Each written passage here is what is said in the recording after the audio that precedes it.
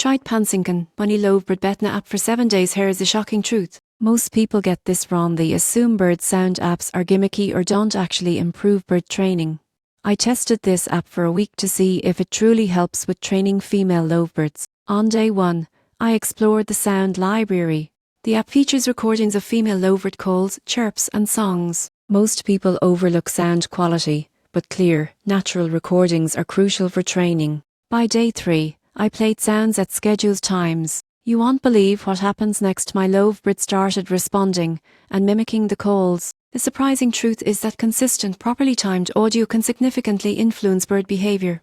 By day 5, I tested different sound patterns. Most people get this wrong by playing random sounds, but structured repetition led to faster learning and more accurate mimicry. Day 7 confirmed my final verdict. PANCINGAN BUNYI LOVEBIRD BETINA app is more than a novelty. It's a practical tool for bird enthusiasts who want to train female lovebirds effectively. Most people underestimate the impact of audio cues, but this app proves it works. If you're passionate about bird training, this app is worth exploring. The shocking truth? With the right sounds and consistency, even shy lovebirds can learn and respond remarkably fast.